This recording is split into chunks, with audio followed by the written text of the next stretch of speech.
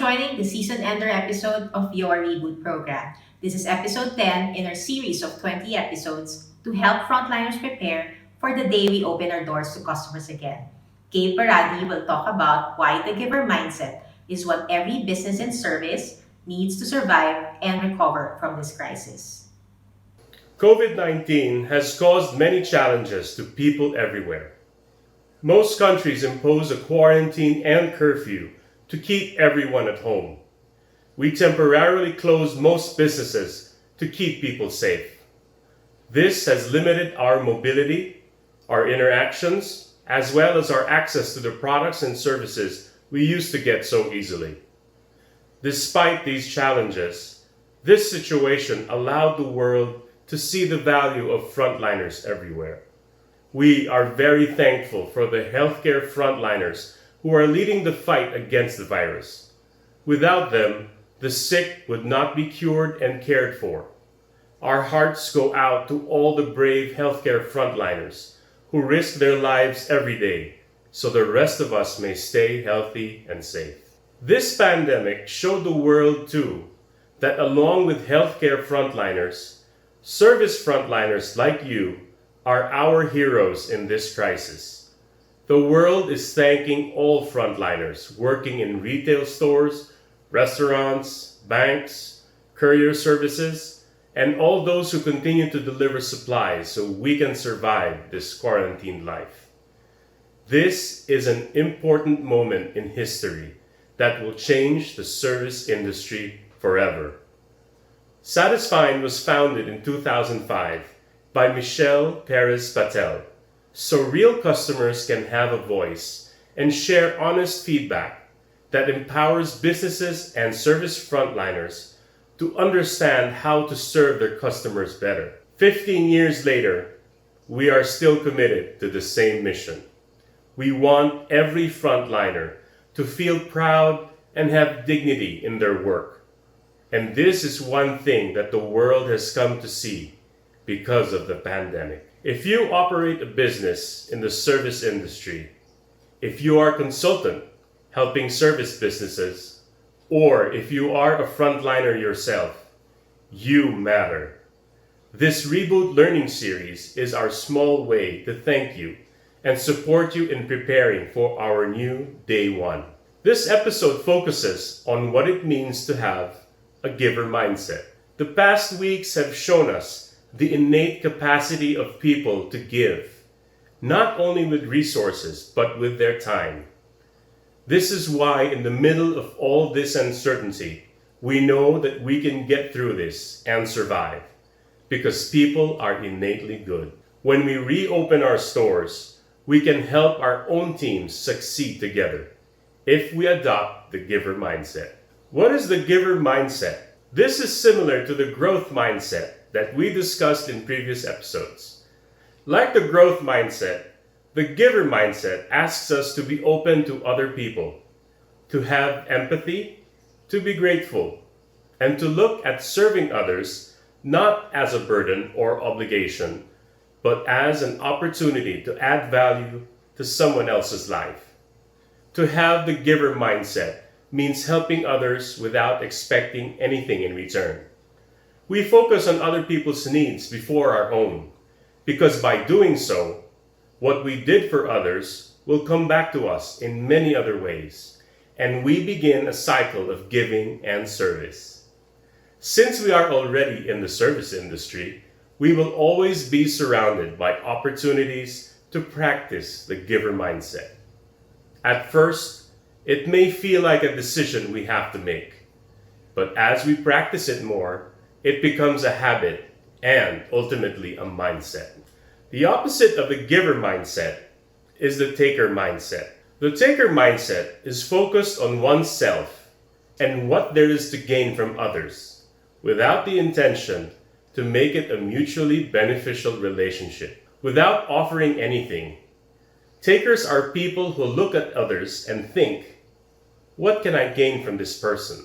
What advantage or value can this person give to me? How can I use this person for my own goals? Takers only focus on their own tasks at work and often say, that's not part of my job. it's not in my job description when they are asked to help out. Takers will be nice to people who are higher in status than them, but treat people lower in rank differently. They want to gain the maximum benefit by contributing the least amount they can.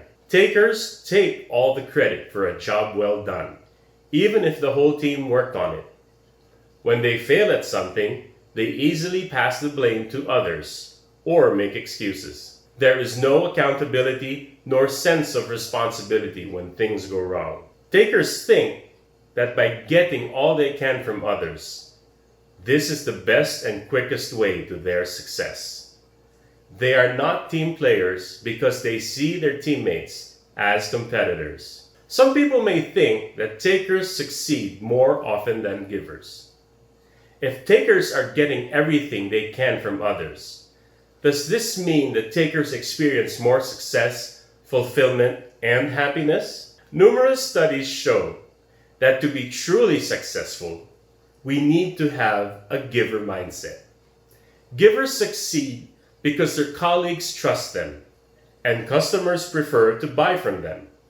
When they succeed, everyone is happy for their success. Givers earn the respect and support of people because of the positive relationships they have created and invested in.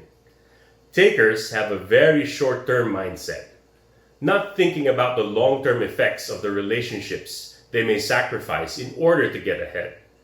They only think of what they can gain immediately, while givers actually gain more in the long run because of the network of people who want to help them in return. What this pandemic allowed us to experience is happiness goes beyond material wealth. We feel whole as human beings when we are connected to other people in meaningful ways. We grow mentally, emotionally, and psychologically when we are in a healthy relationship, both at home and at work. When a workplace has a culture of the giver mindset, employees work better together and solve problems faster. There will be higher productivity, efficiency, and customer satisfaction. This leads to higher profitability, lower operating costs, lower employee attrition, and higher customer loyalty. Customers notice when employees work with the giver mindset and prefer to do repeat business with them and the store. Here's how you can practice the giver mindset at work. Number 1, listen well. Listening is a skill that comes up often in our other episodes. It seems obvious, but listening is the basis of our good relationships at work and at home.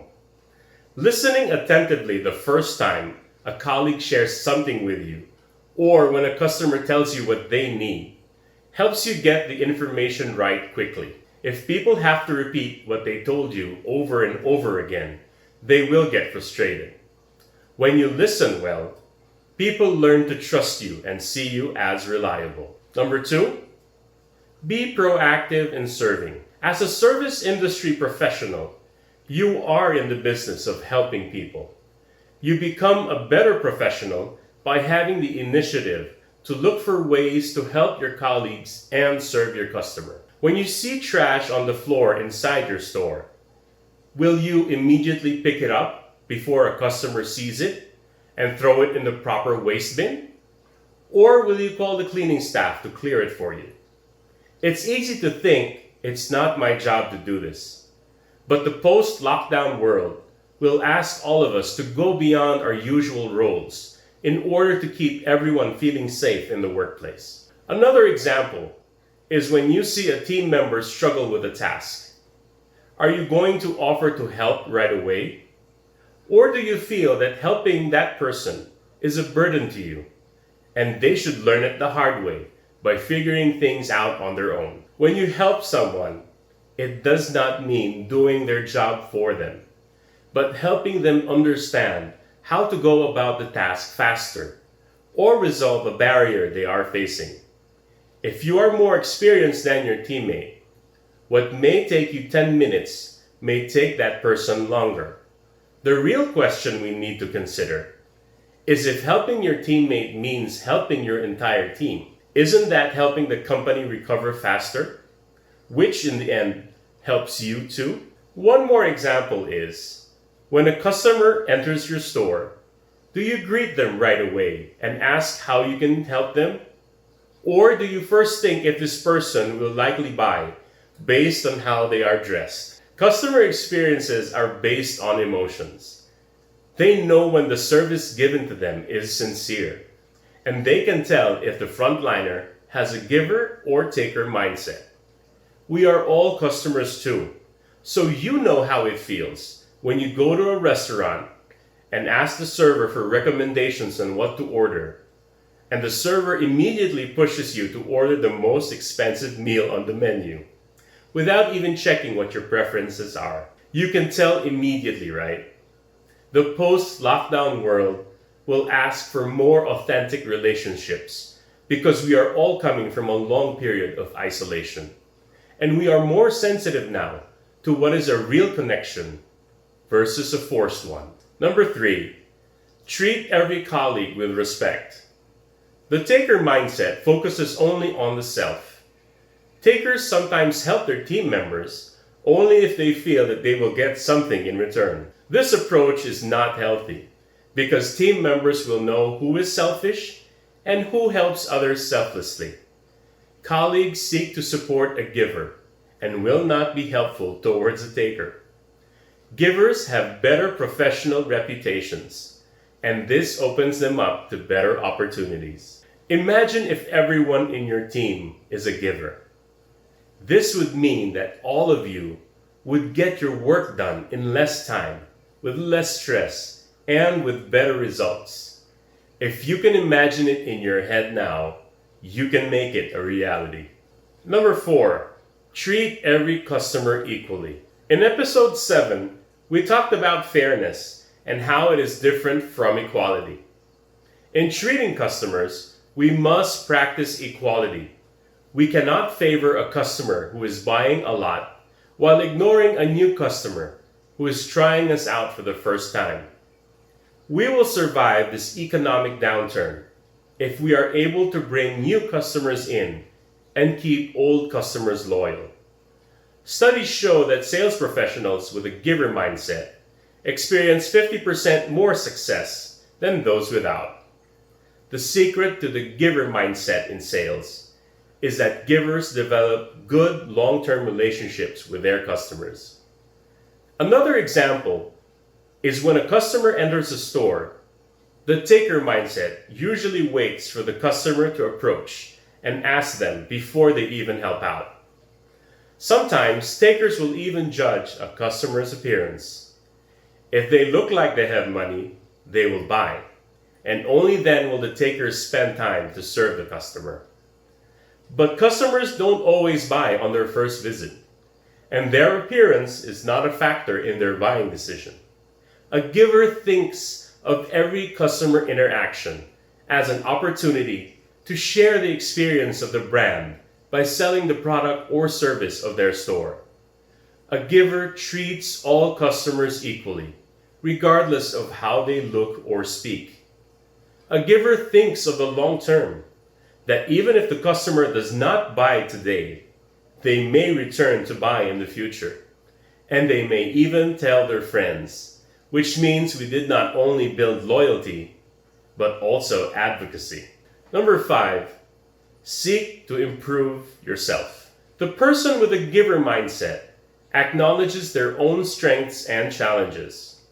Givers strive to improve how they perform their work because they know that this leads to better results for themselves and their company. Givers are learners and will take time to help themselves improve so that they can help others be better too.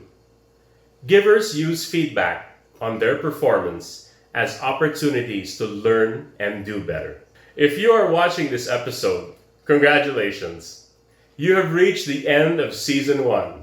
We will begin Season 2 soon, where we will use what we have learned in the context of self-leadership. This Reboot program hopes to not only make you a better team member, but to prepare you for leadership. See you in our next episode. We would like to end this episode with a few questions to help you practice what Gabe shared with us.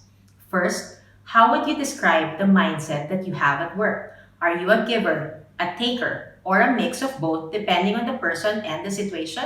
If you find it challenging to practice the giver mindset fully at work, know that you already have this mindset in your personal relationships with people you love.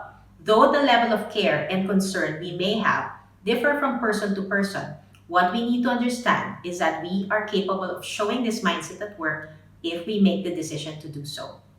Second, how will you practice the giver mindset towards your team members? And last, how would you practice the giver mindset towards your customers?